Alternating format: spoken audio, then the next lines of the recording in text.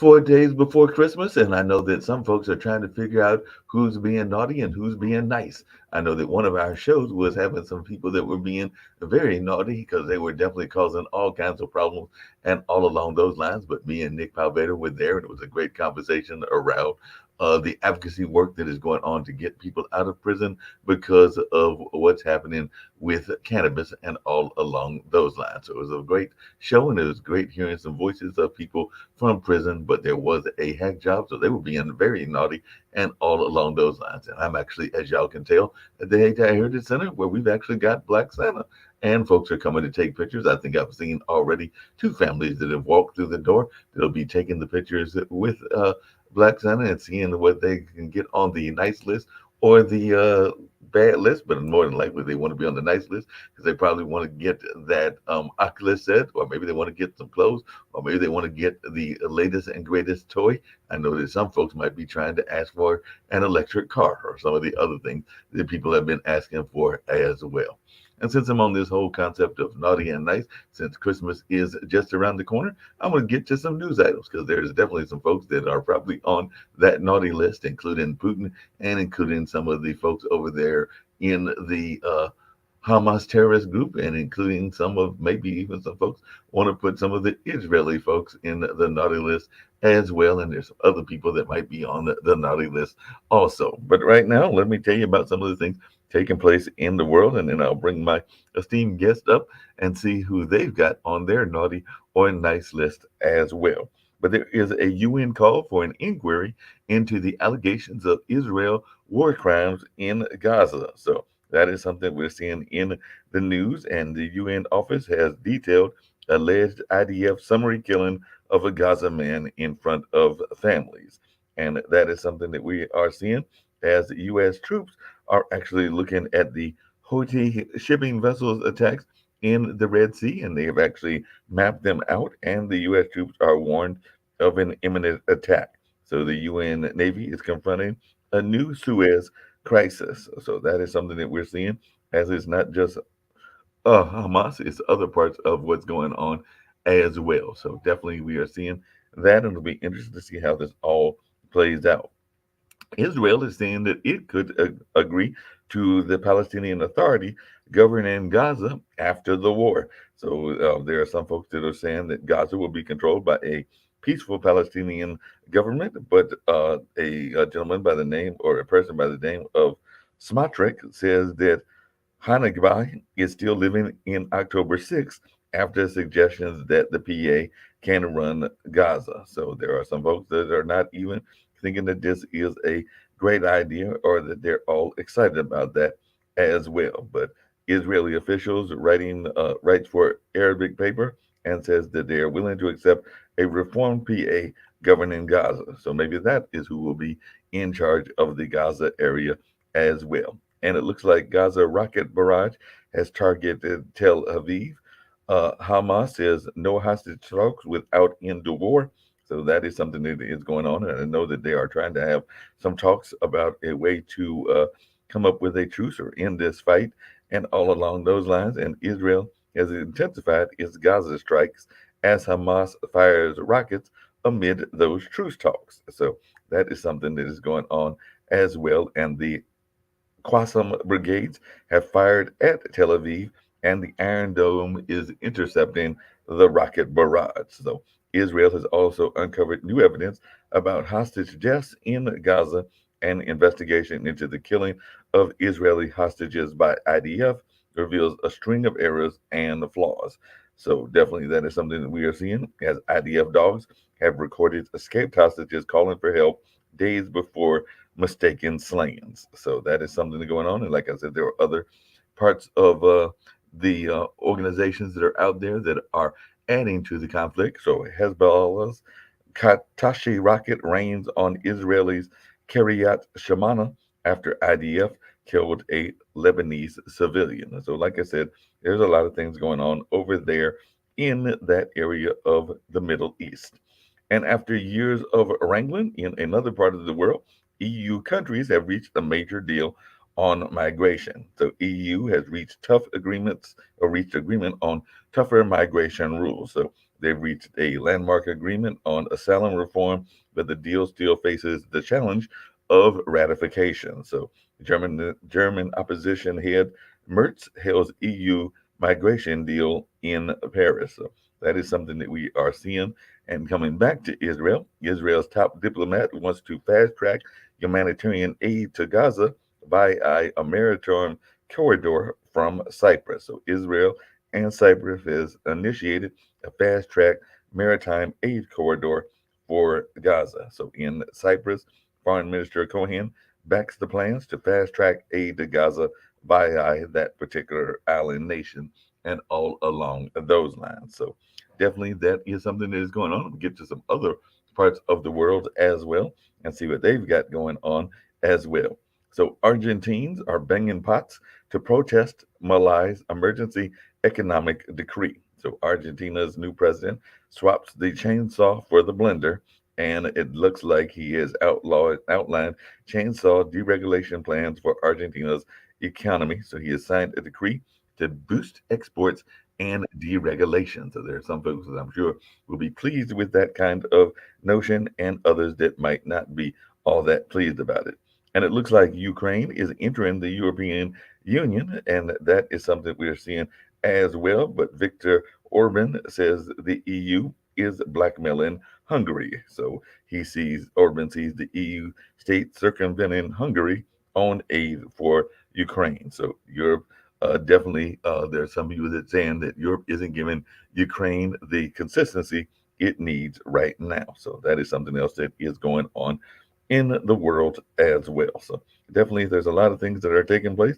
Get ready to bring in my esteemed colleagues and see what they've got to say about stuff that's going on in the world as well. So definitely, it looks like China, by the way, is wielding Masu peace goddess religion as a weapon in the Taiwan election. So it looks like Taiwan has got an election going on as well. And apparently, they're facing a flood of disinformation from China ahead of the election. So they've got an election going on, and we'll see how that election plays out and all along those lines. And apparently, Iran has hung a child bride for murdering her husband despite international calls for leniency. So there's some folks that were trying to uh, say what their thoughts were about human life and how that plays in another country.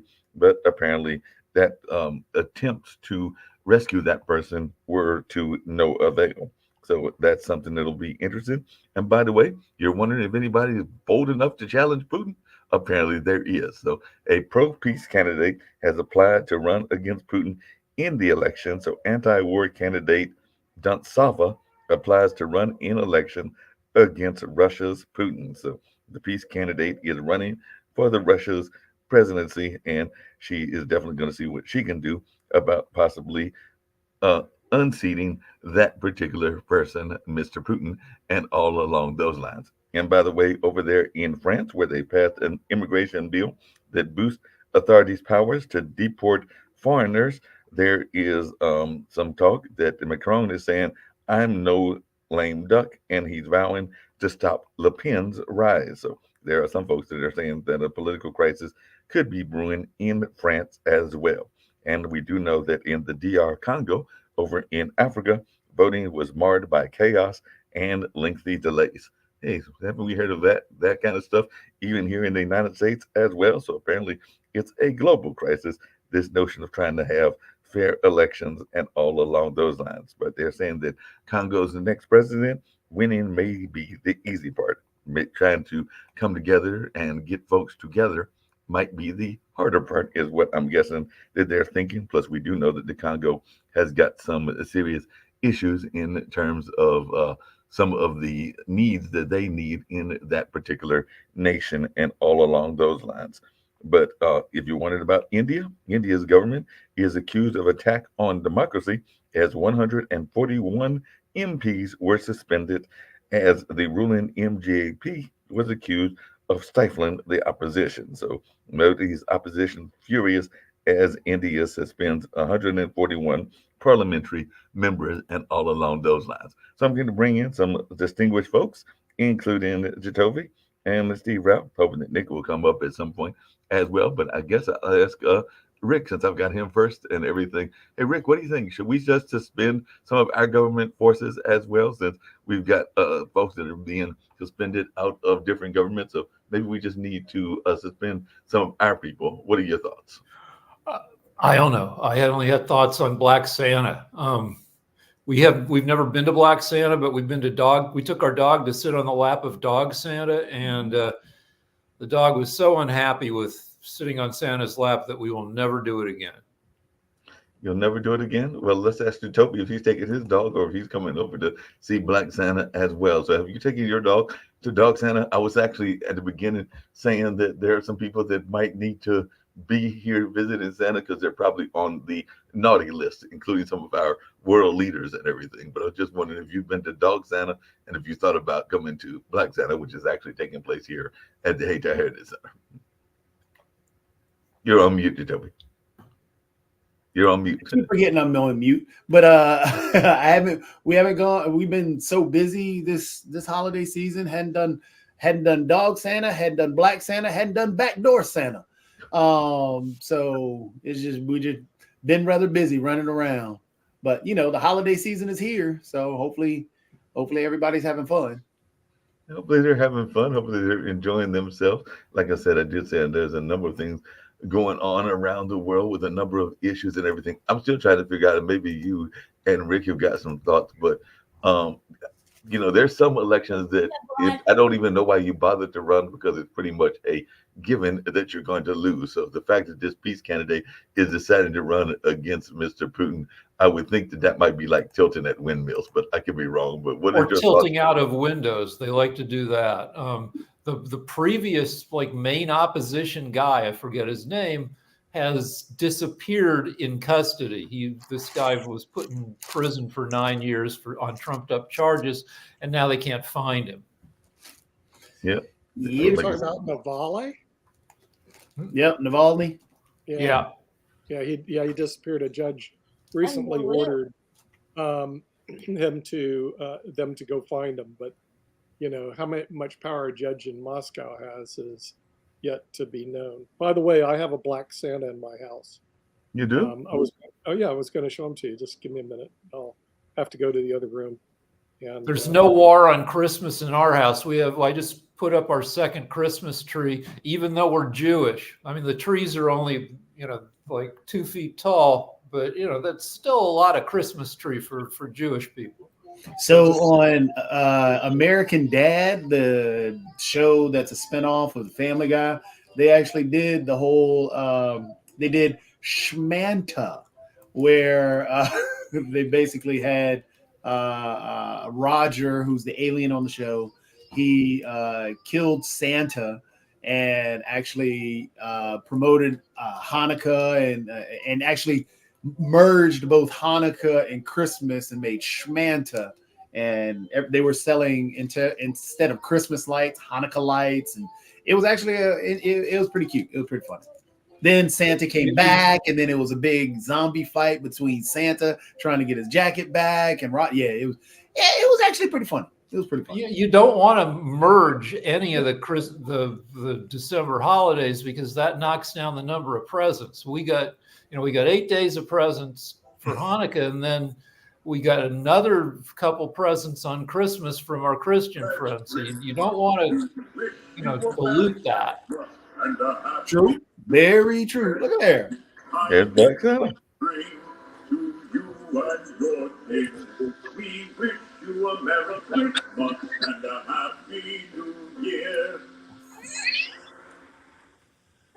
Hello there. Does your family have any Yuletide traditions?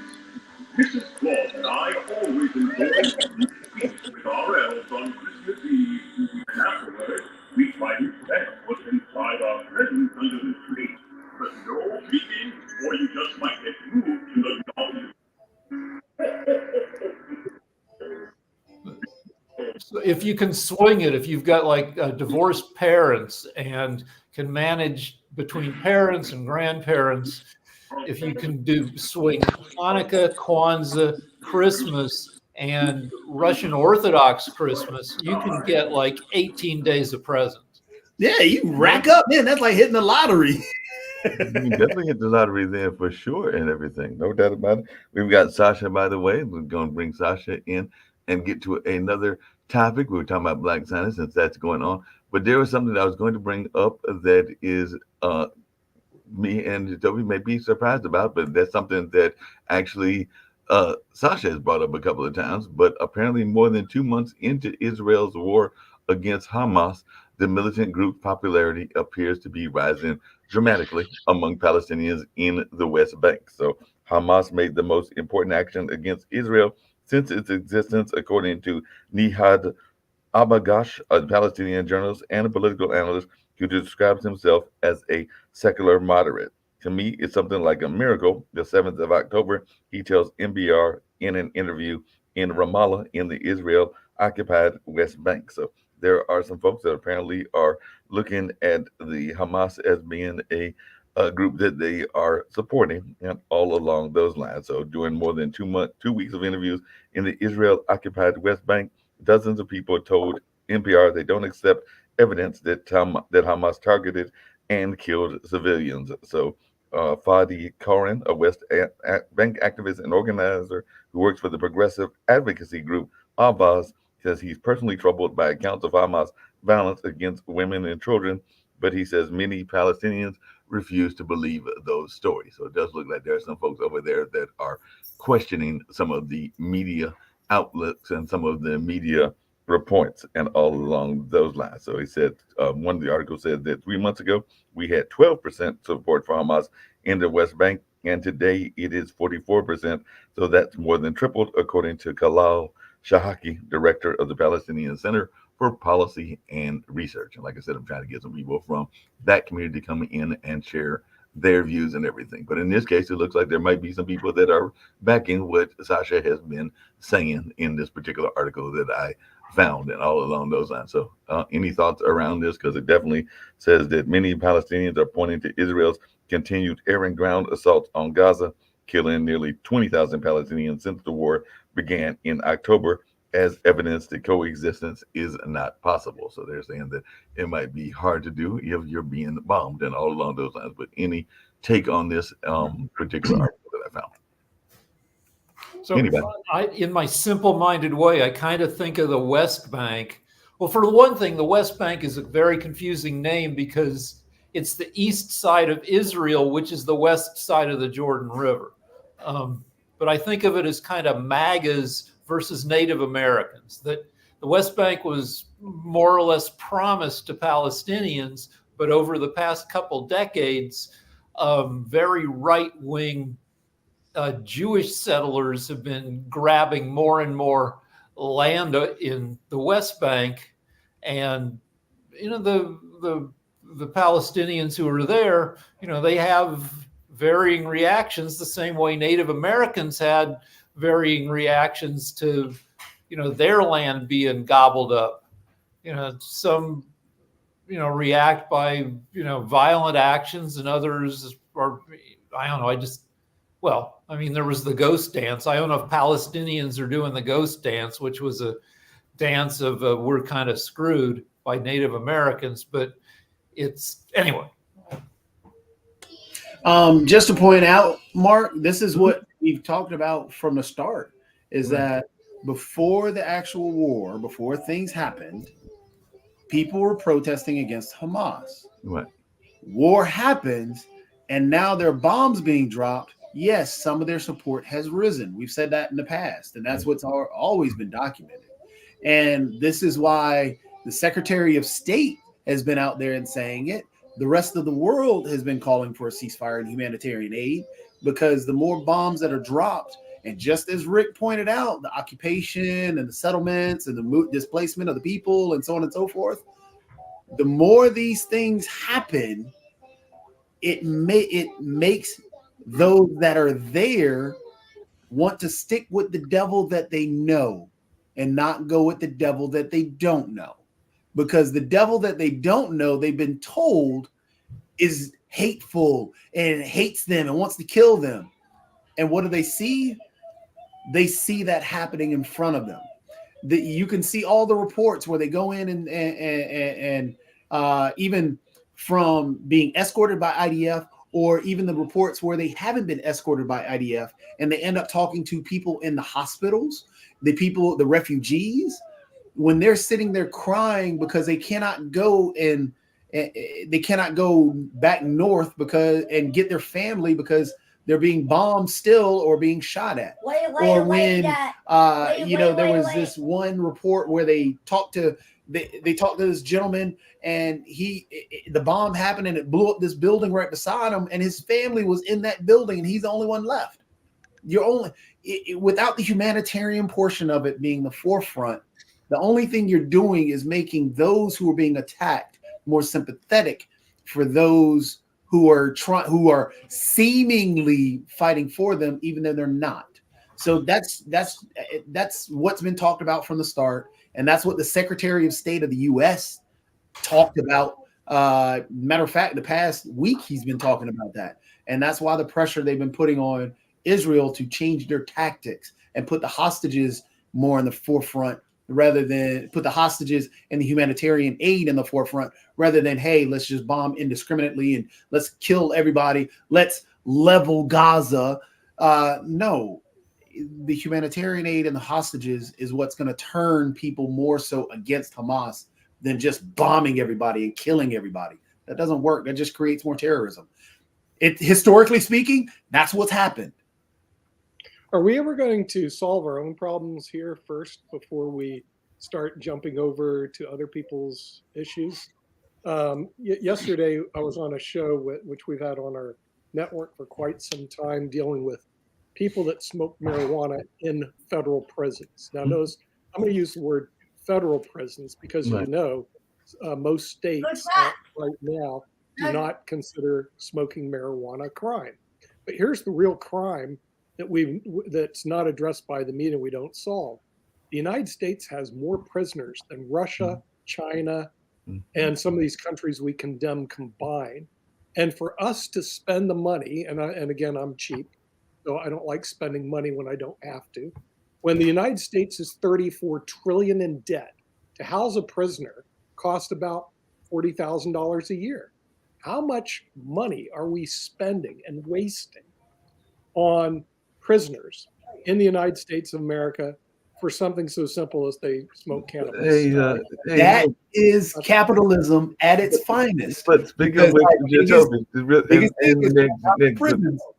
Nick and Jacoby, along those same lines, because definitely could have a whole conversation around the prison industrial complex and both the private prisons and the public prisons, because I know that there are a number of prisons that are actually privately run, which is definitely a capitalist business and everything, as opposed to those that were the more traditional ones that were run by governments and all along those lines. So there's a whole industry of privately run prisons and everything. But one of the things I was getting to mention I hadn't got to in the news is that sometimes we love doing these prison trades as well. So apparently, we talked about Venezuela and Guyana. Apparently there's a gentleman that goes by the name of Fat Leonard, and apparently he is being handed over to the U.S.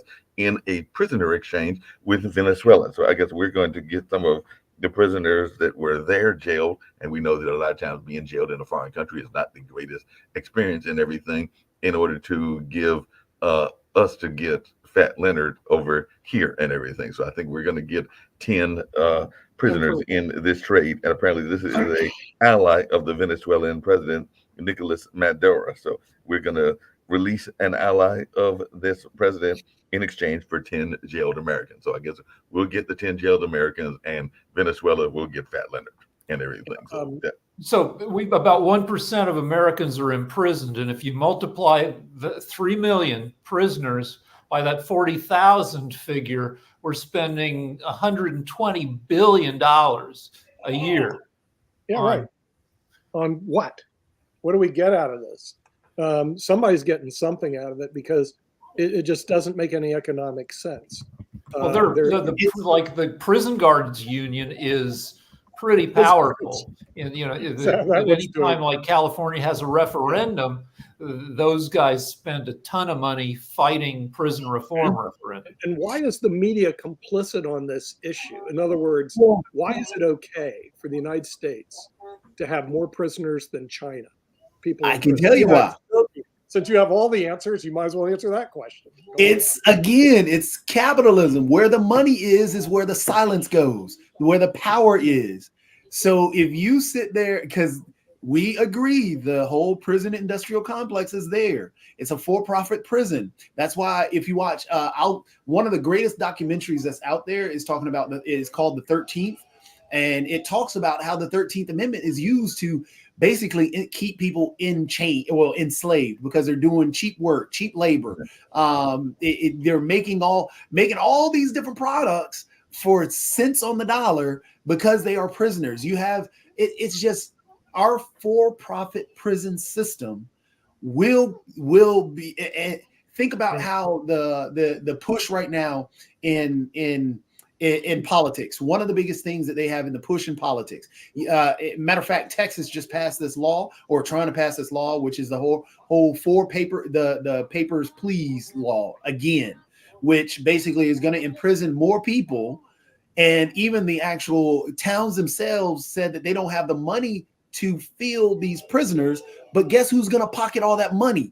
Those for-profit prisons who are going to take on these individuals because the state themselves is going. And then what's even worse is that our mentality, because we're told that we got to be strong, tough on criminals, tough on crime. What Rick, you can help me out on this because, well, actually, I think it was New York that did it, that tried a new way of dealing with the prisoners, because one of the things that they did was try and release people, but to affect recidivism, affect the prison population and trying to get people back into society. But that's one thing that we never really focus on is recidivism and stopping people from being returning customers to that for-profit prison. We never put any money there. We always put money to, hey, we got to be tough on crime, throw these people in jail forever. No, let's try and just a couple of questions crossed my mind, and this is for everybody here. One, to your point, a lot of people will argue that prisons are almost like another form of school, that people get a new training in crime while they are in prison. And of course, there are a number of people that have actually been well educated and got almost like a college education while they were in prison. Malcolm X comes to mind, and a number of others, including some of the leaders of the AIM community, American Indian Movement, and all along those lines. But is the question I've got, and this is for everybody, well, one, I'm going to mention that just to clarify, there are currently 27 U.S. states and the federal government that are utilizing private prisons. And as of June 23, so this year, there were 158 private prisons in the U.S., totaling about some 96,730 inmates, approximately 8% of the total state and federal prison population, everything. So my two questions is, one, can reform work? Because that's been one of the pushes that people have with part of the law and order campaign, is whether you can actually reform a criminal and all along those lines, or is that something that is next to impossible to do and everything? And should we have, the second part of that question, more private prisons? And if anybody wants to take a stab at either one of them, I would love to hear folks' thoughts. If you look at Nordic and Baltic countries, some of those countries have prison systems that treat their prisoners very well. It's almost like going to a community college where you have to stay there overnight. And of course, those countries get better results with less recidivism. I want to talk about crime rates. Like Fox News loves to talk about the crime epidemic, and it's less a crime epidemic than an epidemic of homeless people pooping in places you don't want them to poop. But violent crime is and has been for the past decade down 50% compared to the early 90s. So it's not like we're having a crime epidemic now. It dropped another 6% between 2022 and this year, according to the FBI. So we don't need all these prisoners because we're facing this unprecedented crime thing. And why is it the media doesn't bring this up, Rick? You're in California. Why is it the media not bringing up the problems of the prison system? Because the media only is interested in stories that can be told in one chyron along the bottom of the screen. It's money. It's There's simple. no money. No, Except for the The lobby, just as Mark pointed, or who it was either Mark or Rick pointed out, talking about the biggest thing that we deal with. Actually, you even started it, Nick. The prison industrial complex. It has a lot of power because it has a lot of money. And who deals with that group? Because remember, when President Obama came in, he tried to cut the prison systems. Well, who tried to put it back in? It was the Republican Party. You know who they deal with? Yes, those owners of those private prison systems. And you know who runs most of the media? No matter how many times people say that, oh, the media is so liberal. No, the heads of the media, the majority heads of the media who own most of the local media deal with are usually right-leaning or extremely right-leaning. They are not. Hey, hold on a second. I got a quick question for Sasha and everything, because one of the things that is a statistic that a lot of people don't recognize, and actually, like I've said on this show and a couple of other shows as well, I have family members that are in Canada. Apparently, Canada's incarceration rate is among the lowest of the world, with less than 100 people per 100,000 that are behind bars in the nation. So we know that we've got a very high rate here in the United States. Why are our northern neighbors, where you were at, doing much better in your opinion, Sasha? Because like I said, it looks like y'all are among one of the lowest ones in the world. So what are y'all doing right that the United States isn't doing right? Well, Canada has much less prisons per capita than United States for sure. And their prison guards are not being paid as much as in other countries, including the United States. So there is no motivation really to put so many people behind the bars, because there are simply no places enough. There are no body or prison guards enough. There is no political will. And what you're going to do with these prisoners? Russia did very elegant way. They are sending the prisoners to fight in Ukraine. So actually, this is why their prison population is now so low and will get lower. I wouldn't be surprised if there will be no people in jails anymore in Russia. They all will die in Ukraine. And that's a great social development for Russia. So there will be I hear you. Hey, Nick, you'll be interested in this and everything, but along those same lines, and I mentioned the United States figure since you went down this prison line, we are actually the home to the second largest number of prisoners worldwide. There are roughly 1.68 million people incarcerated in the United States in this year, in 2023. There's only one country that's beaten us, and it's one of your favorite countries, and all along those lines, and it is not Russia. But can you guess who is beating us in terms of incarceration and all along those lines? And I've got the numbers for them as well, but there's only one country that is beating us and all along those lines. So any guesses as to who North that Korea? Might be? North Korea? No, it's those fine folks that got many more people than we have as well. But China is the leader because their estimated prison population is 1.69 million. But of course, they've also got many more people than we have as well. So that is a drop in the bucket compared to if we're going to go by percentages and everything. But because of their massive population, they're the only ones that beat us, the fine folks over there in China. Right. So prison reform doesn't just benefit prisoners. It also benefits the mental health of prison staff and guards. You know, in countries where prisoners are treated less crappily than they treat them here, the prison guards also are driven less insane. And this might be another thing. We talk about AI from time to time. There should be a way to use like monitoring technology to get some of these people out of prison. Like, well, I hate to go down this road, and I know that if a certain person was here, he'd probably be upset that I'm even going down this road. But he doesn't dictate what I say, and he's not here, so definitely along those lines. But there is also ethnical divides as well. We do know that there are unfortunately more minorities in the prison system than represent their population. And ironically, Sasha, that is also the case in Canada, because apparently their indigenous people are vastly overrepresented and make up a rising share in the Canadian prison, apparently 30.4 or 30.04% of the offender population. So isn't part of the problem the fact that the legal system, whether it's in Canada, whether it's in Australia, whether it's in the United States, is biased toward one group or another? Because that is one of the complaints is that, Nick, I know you're a lawyer and not everybody can afford a lawyer like you and all along those lines, particularly some of the people from the inner cities and all in that space. And I know you're not a criminal lawyer, but if you were, they might not be able to afford you. So isn't that part of the problem as well? Yeah, well, also a lack of training in the law. In other words, this is something that I keep beating up our education system. There's no reason why elementary school kids can't take legal courses. The biggest shock that I found out in playing chess is elementary school kids can learn to play chess. It's the biggest growth of chess in the last 2 decades. We really underestimate the power of our younger generation to learn and understand the legal system. So that's just one problem. And what I see, the people in, the prisoners, they're smoking marijuana or whatever the heck it is. They appear to be disorganized. They don't appear to be the brightest stars in the sky. They don't appear to be super well educated. They have all the trappings of being destroyed by the capitalistic system. And the capitalistic system has no problem destroying them. That's what I see.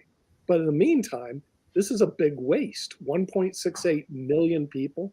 Like Rick said, we're spending $120 billion a year. Well, that was based on 3 million. If you do the math on that, it's more like 70 billion. 60 billion, whatever it is. But we're spending an enormous amount of money on resources to do things that probably are not beneficial for the United States and its community.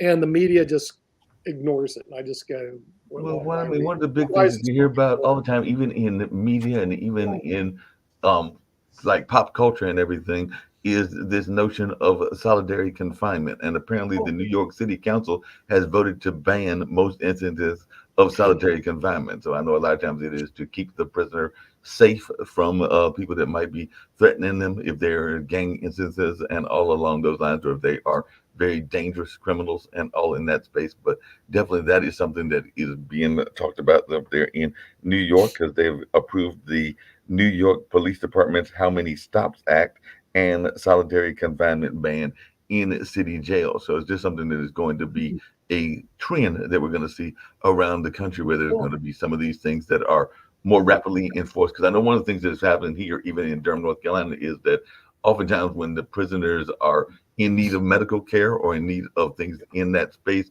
they oftentimes don't get it, and sometimes they even wind up dying in prison. I think there was like 2 or 3 cases of that happening here in Durham and everything, where the care was not given to them at the time that they needed it. Let's be completely honest. And to answer your question, Nick, again, let's be completely honest. We've pointed out the statistics, how where it leads. So yes, there's a racial divide, there's an ethnic divide, there's all that's there. But then also the way that we as people dehumanize prisoners, the way we talk about prisoners, the way we talk about crime, the way we talk about this stuff. Why should the media cover it? Because if I throw a person in, because if a person comes in this house and breaks in this house, they're a criminal, they deserve to die. No, that's not the way it should be. But that's what we do. And why should the media even talk about it? And you're asking these questions, which it should. The media should cover these things and point out the inconsistencies and all this stuff. But as a society, are we able to own up to the fact that there is a racial divide and there is systemic racism? Are we able to admit that? Are we able to admit that we could spend more money on recidivism and actually re-engage these individuals who may go to jail just for stealing a slice of pizza for their family because their family's starving? How can we? So are we as a society ready to have that conversation? Are we as a society ready to understand that the decriminalization of marijuana and other these drugs themselves could help in terms of not only dealing with for example, crack cocaine users get a higher jail sentence compared to or crack users get a higher jail sentence than cocaine users. Who uses crack more so than in terms of that racial demographic? It was given that, even though that cocaine is more addictive and more tragic to life, just as others. Are we able to have these real conversations? And I don't think as a society we are, because we can't even honestly, when you showed the Black Santa, we can't even have a Black Santa because on Fox News they go wild and crazy. So Hey, just really quickly along those same lines and everything. This is a question for Nick. What should we do when somebody is found not guilty? Because I know that there are people in the network that are supporters, myself included, but there's another gentleman that is part of the Innocent Project and all along those lines. But that being said, there is a gentleman that was recently exonerated in Oklahoma. He served 48 years in prison. That is probably more than half of his life and everything for a crime that apparently he did not commit and everything. So from that standpoint, what kind of give back should society give to somebody like that? And there have been a number of cases, but Glenn Simmons is the gentleman that was formerly exonerated in Oklahoma after being in prison for 48 years. You can motion for restitution. In other words, basically monetary damages. That's about all you can do. Rick, you have a comment. The crappier the state, the less you can get in restitution. They just released the guy who's been unfairly imprisoned for the longest time, 48 years. Yeah, that's the guy I was referring to. Right. And yeah, that guy is only entitled, if the state decides he deserves it, to $175,000, which is less than $4,000 for each year of life they took away from him. So I want to say, I believe it's around 1/3 of all Black men have a criminal record, might be higher. And that's A, ridiculous. And B, it does a lot of stuff. It breaks up families. It normalizes disrespect for the law. If you're going to get a criminal record, just kind of regardless, just by living your life, why shouldn't you break the law? It's Speaking of breaking the law and breaking up families and everything, I want to get to another issue and all, because this is in the news as well. But Texas Governor Greg Abbott is literally chartering migrant flights to Chicago in order to bring people that I guess he is feeling is illegal to another part of the country. So he just recently has got this first plane that carried over 120 people, and they left and they were sent to O'Hare Airport by Texas emergency management officials. So, and I remember there were some people that were sent to, I believe it was New York City and other places as well. But definitely, what is our thoughts about some of these red governors literally chartering the plane and then sending what they are thinking, to use one of the terms that was used in the political circles, undesirables to another part of the world and everything? Because that to me just sounds like a travesty in and of itself. And in a lot of ways, you're breaking up families if you're not sending them as a family unit. And I doubt that they're doing that. Well, that's a modern form of slavery, because that's what they did in slave times. Basically, that's what they did in New Orleans with Katrina, where they just grabbed people and sent them to different places, broke up families, and so on and so forth. But they're using them as political pawns to put pressure on everywhere else. To touch on what Rick just talked about how you have that mentality that there's nothing to go for. When I was teaching at a school with that dealt with kids of this nature, that is what they said. That is literally what they said. They would, and honestly, some people who don't have money go to prison because that's where they can eat. That's where they can sleep. But this is what exactly those kids that that are in particular communities that had dealt with over policing and that had been seeing this stuff, and actually some had been to prison, that their only hope, because they knew for a fact that they didn't have any opportunities. Nobody was going to give them a chance. So why not just go back to jail? Because I feel more comfortable in jail. That's what they legitimately said, exactly what Rick said. Yeah. Hey, in that same space, and just we've talked about it on this show before, but we talked about it more from the anti-Semitic part of it. But there is also Islamophobia and a number of other kinds of hate speech as well. And apparently, just down from us in the fine state of South Carolina, FBI is actually literally in the year 2023, almost 2024, investigating a South Carolina couple because they were accused of harassing their African American neighbors and literally burning a cross. So that is literally what they were accused of doing. And definitely, this is part of a criminal civil rights investigation that the FBI is conducting. So, with the divide in the nation and everything, are we going to see more of these kind of attacks around the world and everything? I was just wondering, is this something that you expect we might see more of in 2024? Anti-Semitic incidents are up 300% this year. And the deal is, U.S. huge country with lots of borderline crazy people. And if borderline crazy people hear messages of hate, that kind of releases some of them to do their own public expressions of hate. They call it stochastic terrorism, that if you flood volatile people with enough hate messages, some of them will go off. What's your take on that, Jacoby? Because are you worried that we might see more rises of this in the nation, not just the anti-Semitic, but also anti-Black and other kinds of hates as well? The number, I mean, Rick is spot on. I mean, the number one, the leading candidate of the Republican Party is quoting Hitler.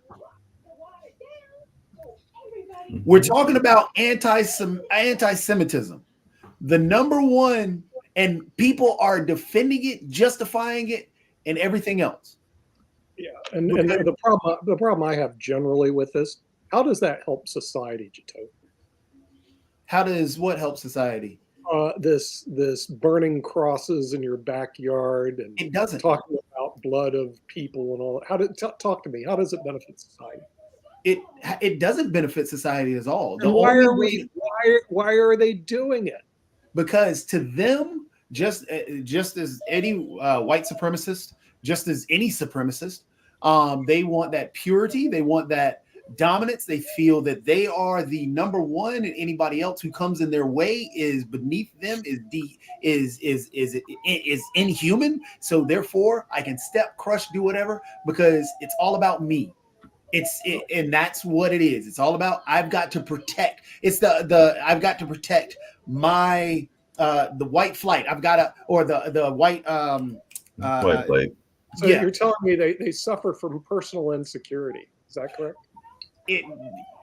That's part of it, yes. Yeah, they definitely got some personal insecurities. Speaking of personal insecurities and all along those lines, there is a major candidate that I did not think really stood much of a chance, but she is flooding the airwaves because I've been watching television. We're not doing things here on the Pod TV. And every time I turn around, there is a Nikki Haley commercial talking about how she is going to be the great rescuer of the Republican Party and that she can beat Biden and all along those lines. Is this flood of commercials, because we do know she's got a flood of money. I know we got world politics later on. Is this going to help her at all? Because like I said, I think I've been watching a couple of reruns of old police dramas, and literally like first bed of commercials, there's a Nikki Haley commercial. Haven't seen a Donald Trump or a Biden one, but she's always jumping up talking about how she is the voice of freedom and that she can take on Mr. Biden and win the White House and all of this other accolades. If she can get the nomination and then run against her record in the general, yeah, she might. She might be able to fool enough independents and even some Democrats into voting for her because she comes across very reasonable, and also the liberals like voting for women. So yeah, she could. And the whole fight is getting the undecided, doesn't pay very much attention to stuff, middle independents. Yeah, she could probably beat Biden, but the real question is, can she beat Trump? Yep. In other words, like Trump is so entrenched right now that it looks like nobody can stop him. I want to go back to immigrants just for a second. You accidentally referred to them as undesirables, but they're actually more desirable. They were undesirables. No. Mark accidentally said the busing of. Mark said they were undesirables. No, but like And I was exactly saying it as a sarcastic remark if you heard the entire comment. They turn out to be desirables. The crime rate among undocumented immigrants is lower than it is among native-born Americans, which makes sense. Like when I like going higher than the speed limit often in LA, and then when I get behind somebody who's slow, they're either old or they're black, and black people in LA, and I assume in a bunch of other parts of the US, learn to follow all driving laws much more than white people because they get pulled over. Or it's a Mexican person who, may be undocumented and doesn't have insurance, and so they're going 10 miles under the speed limit. People who, are undocumented want to stay here. They don't want to engage in lives of crime. They just want to quietly. Rick, in that same line and everything, there is a number of people, and I think we said it on this show, we've definitely said it in a couple of other shows as well, that are of the opinion that some of the jobs that our migrant community is taking are jobs that are quote unquote being taken away from our American they're jobs citizens. that people who are born here don't want to do, and Right. that'll be increasingly so with AI making even more of those jobs disappear.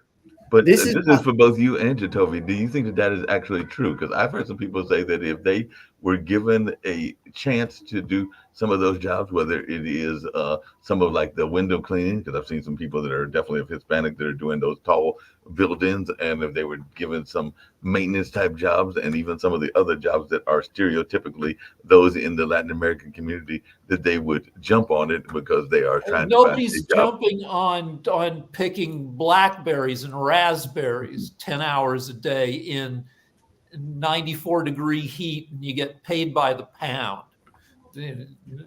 That's not a job that native-born people are particularly thrilled to do. And also living in shacks with barely functioning plumbing. It's very all this ties together. Everything that we're talking about right now ties together. And just as we're talking about the prison population, just as we talk about the power, the money, the people that have the power are the ones that are going to try and dictate what other everybody feels and believes. So like with the immigration population, Rick's spot on. Yes, they have the lowest crime rate in comparison to Americans by far. I mean, and so the idea that the leading candidate again is calling them vermin, saying that they're quoting Hitler, calling them saying that they're criminals and all this is Their blood will poison Americans. Another job that undocumented people will do that Americans quite reasonably: meat packing, working in a slaughterhouse under horrible conditions and unsafe conditions. And I don't see why we're so anti-immigration in this country. I mean, under Eisenhower, we had the Bracero program where we brought people in from Mexico to do the jobs that Americans didn't want to do. But isn't part of the problem that we oftentimes like to blame immigrants for things that they might not have had that much to do with? Because I know that there is a new variant that the WHO is talking about. I think it's called JN1. And as I remember the pandemic when it first started, and apparently we're pretty much out of it now. And all along those lines, there was a lot of blame of the Chinese population, just like there was a lot of blame of the African population when AIDS first came out, and all along those lines. So don't we? I want to borrow a term that Jacoby uses a lot of times. Don't we have this habit of doing otherism and blaming people because we don't understand them or you want to pick on a small, defenseless population? Undocumented immigrants are they're like 4% of the U.S. population, and they're not exactly able to be savvy media communicators. So they're good to go after. That's why like Jews have been convenient to go after historically, because they're generally just like 1% of the population, and that makes it harder for them to, and that's, I mean, and that's spot on. It's true, and that's why I keep saying all of this is connected. And yes, if you have the money and the power, you have the control of telling people, hey, I want you to understand what I believe, and what I believe is what you have to believe. The immigrants, immigrants are bringing all this, they're criminals and all this other stuff. No, they're not. If you actually look into the facts, not criminals at all. They're actually very helpful to society. And as we pointed out, they do all the work. They literally did a study where they took the immigrants. They looked at all the different jobs that immigrants did, and they found areas where the immigration population had dwindled, and they tried to see who would take the job. Nobody took the job. Absolutely nobody. Right. So you've done the studies. We know that information is out there, but instead of it's sad the way that our society has gotten to not believe what their eyes are, what they've seen and what they've already read, but just take the talking points and run with the talking points. That's why I like what Rick is talking about. It's spot on. You pick on this tiny society that has this tiny group that has no power, and we demonize them to death. And take the trans community, for example. Do you realize that there has been more there's more child molestation, there's more rape, there's more sexual abuse that happens in a Catholic church than from the trans community? I wouldn't be surprised. But see, that's the thing. Why does the media go along with demonizing immigrants? This is what gets me. My experience, and it's anecdotal experience, has all been good with immigrants. In other words, the people that take care of our house, they did our roofs, all were immigrants. They work hard. They work like their butts off. Do our gardening, raise our kids. They're happy to work. And I'm going like, wait a minute. You're going to exclude from America people that are happy to work. They work their butts off. Some of them speak English, some of them don't. But basically, they're not what Trump says. They're basically good people, and maybe one or two are bad, but most of them are good. I'd open up the bloody gates and let these people steeped in American culture. When they show the immigrants being busted and flown around the country, everybody's wearing American T-shirts. Yeah, they're definitely American culture, and a lot of times, they are part of the American culture. That even if they themselves don't understand the language, they oftentimes will get their kids kind of acclimated to the culture as well. I remember this was years ago. I think it was before the pandemic. I went to visit a barrio type store, one of the stores that was a grocery type store in the area, and none of the people that were the adults spoke the language, but they had gotten their kids to speak English. So as I was trying to get the soda or the candy bar, or whatever I was trying to get from there, the student, their daughter, just literally translated what I was trying to get, and I got what I was wanting. I think it was actually a store that had both food items as well as records and everything. It's an easy answer, but there's complex pieces to it. But here's an example. Now, we've got video evidence of all the things that happened on January 6th. It's well documented about the break-ins and everything else. You have viewers and people of Fox. You have viewers and people of the MAGA community who say that January 6th was just a guided tour. That's why. Yeah. So you have the immigrants who are doing just fine in society. Great people. I mean, same thing with the refugees. They're just looking to live. They're looking for help. Same thing with the prison population. There are many, yes, there are a few in there that have done some just unbelievable things that are just horrible people, but the majority of them haven't. They're just struggling. Some go to jail because they need food or a place to sleep.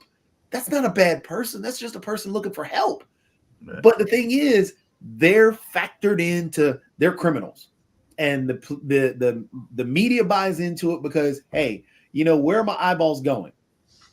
where can I get paid? Right now, telling everybody that immigrants are bad people or criminals should be jailed forever is where people want to hear. And if I say anything wrong, then I might lose that viewer. Take and we can go to just recently, the college professors gave an answer.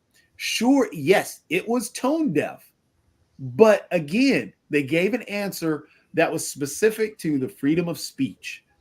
They were tone deaf to what was being told.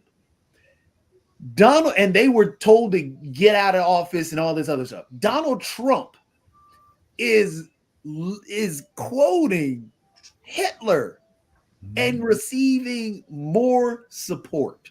Yeah, that's true. The man, Hey, just real quickly, and we go a little bit over and everything. Sasha, I had a question for you because I know that there is an organization, and we'll get away from the United States for a minute, that is an organization that you have been critical of in some cases, but in this case, they actually did something that I think you will agree with, because the Ukraine recently, meaning the government of Ukraine, applauded the UN's condemnation of Russia's child abduction, because apparently they have recorded 142 cases of Russia summarily executing Ukrainian civilians, and also some things going on in the space of abductions as well. So I just wanted your thoughts around this, because I know that in past shows you have not been the biggest fan of the UN. And by the way, the Kremlin is saying that there is no basis for a peace negotiation with Ukraine. But I just wanted your thoughts around this notion of the UN, which I've heard you several times be critical of, actually stepping in and maybe saying something positive.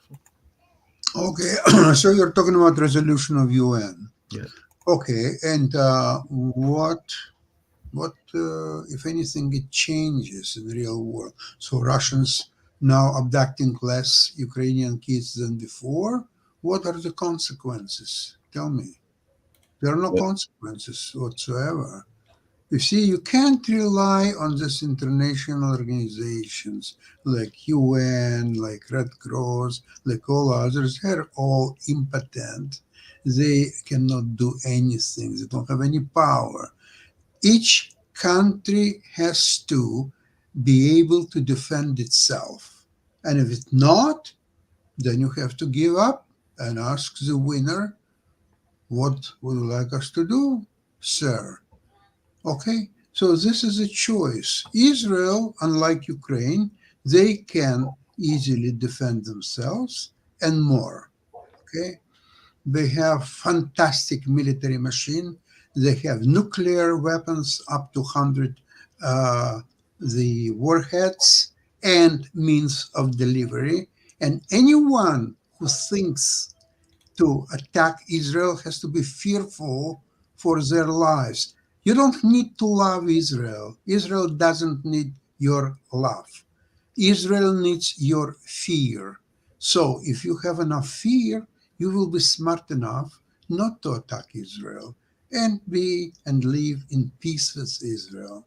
But Sasha, that's what it's all I hear what you're saying, but Sasha, along those same lines, and this is for everybody here, because I just recently found this out. I mentioned, and earlier, definitely I'm here at work because of Black Santa and everything, but apparently, and I was wondering if there's going to be any backlash, because I know that they're in the middle of a war. They've been in the middle of wars before and everything, but apparently there is literally in Bethlehem, which we know is the place that many people say is the land of Jesus' birth and everything, but apparently Christmas has been canceled because of the war in Gaza and everything. They are saying that they're going to have a holy night, and there are local pastors that are saying that they're expecting a holy night, but Bethlehem itself has canceled Christmas. So Bethlehem looks like it's playing the role of Scrooge because of the Gaza war, and I can definitely understand that you might not want to have a celebration, particularly in light of what happened on October 7th. But I was wondering, this is for everybody, is there going to be any sort of world backlash? Because definitely everybody knows that when you think of the Jesus narrative, Bethlehem is the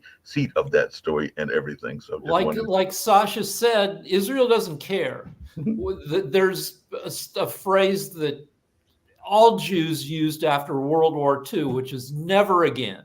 Right. And the stereotype of the Jews in World War II, which is not true, but of being meekly led to their deaths, made the current Jews, including myself, I lift weights every day. I yesterday on Twitter, I said I wanted to beat up somebody. I'm kind of a belligerent guy, and if you meet Israelis like will move your furniture in America, which can be a problem because Israelis are very aggressive. They come, they take your furniture, they beat up your furniture. They want another $1,000 to deliver it above what they quoted you. Very tough, belligerent people.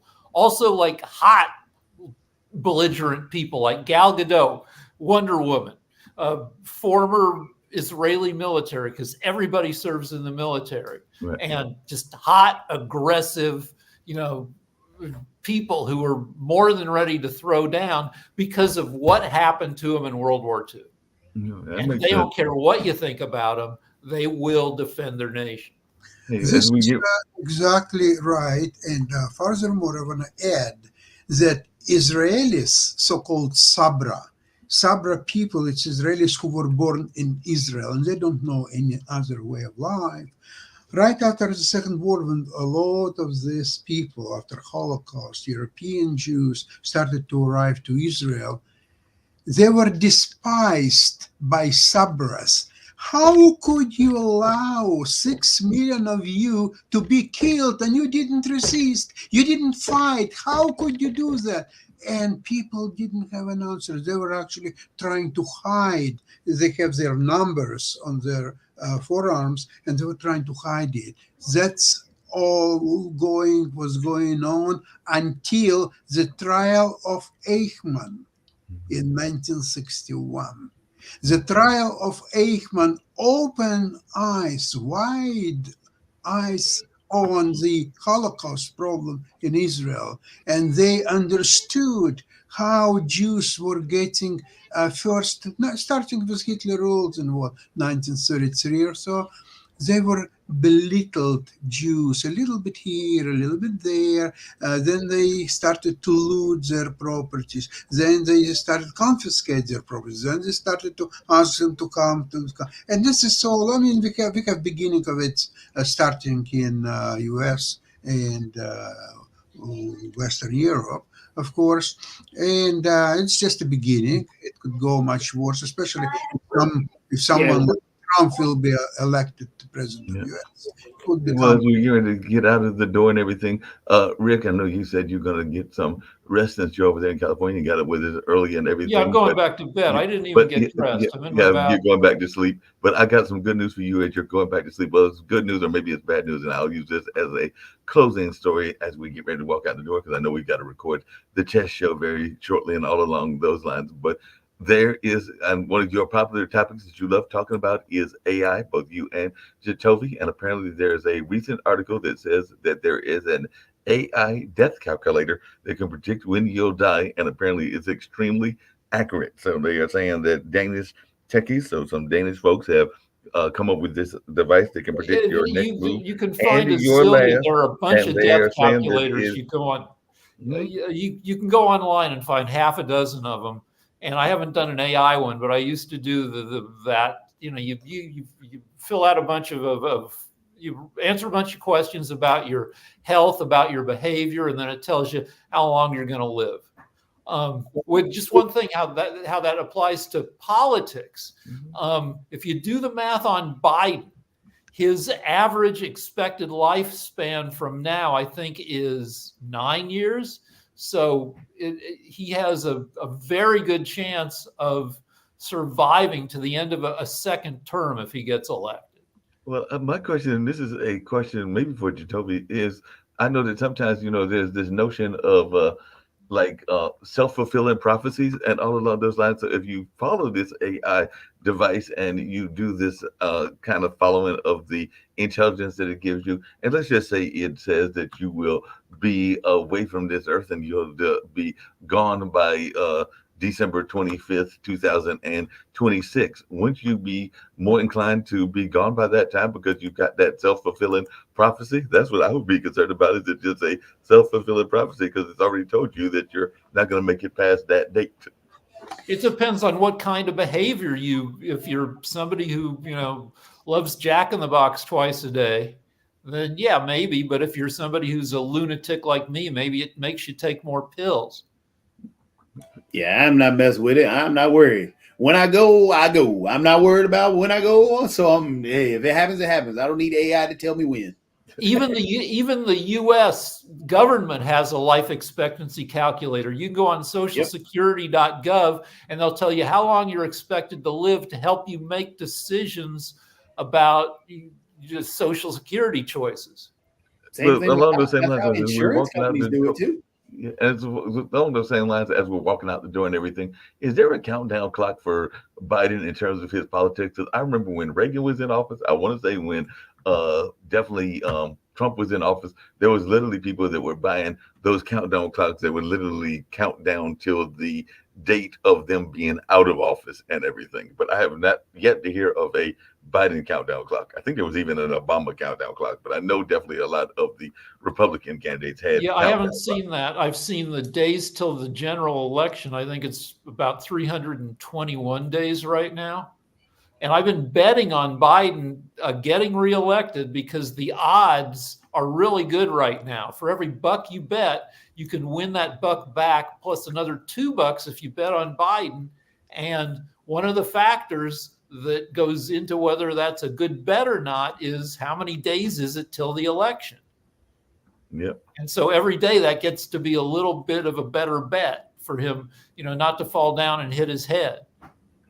Well, hopefully he won't hit his head. I'm going to deal with some stuff here in this building, but I'll be with Sasha for that chat recording, and we'll be back with World Politics at 5 o'clock as well. But right now, we're going to get on out of here, and we'll see y'all here on Pod TV at World Politics. And like I said, the recording will actually be for the show that will air on Saturday. So hopefully y'all can get some great chess conversation that you'll get to air on Saturdays. And by the way, don't forget to go to podtv.tv, where you can see that the website, Pod TV Chatter, our own social media site, is up and running. And there are also books that are listed as well. I mean, to find out if Sasha's got a book, Rick's book is already on that list as well. But definitely, folks can get. All I have is crappy, like self-published books. My good book I'm still writing. And hopefully we'll get that on there. And hopefully we'll get to Toby's book as well. And there's even some efforts around sponsorship for the network as well. But you can see that all by going to podtv.tv, because I did that earlier and I saw that Kim and other leaders had put that up and all along those lines. So hopefully it'll get us some revenue, which is always an important thing in these endeavors and all along those lines. And then we can sponsor Sasha becoming a champion once again. So hopefully he'll get a chance to go to a chess match and eliminate all those chess wannabes and all in that space and win a championship. And I'm thinking he needs to beat Magnus Carlsen and not just win in his age category, but that might just be having wishful thinking for Sasha, because I know he's got the skill set and could pull it off. Well, Sasha's got to watch out for the 8-year-old girl coming out of Britain right now who's the chess champion. Yeah, a lot of those, yes. Yeah. So right now we're going to get out of here, and Sasha's going to go practice for that 8-year-old girl and see if he can handle her as well. But we'll catch y'all on World Politics later on this evening. And like I said, I'll catch Sasha in about 45 minutes. Okay. Bye-bye.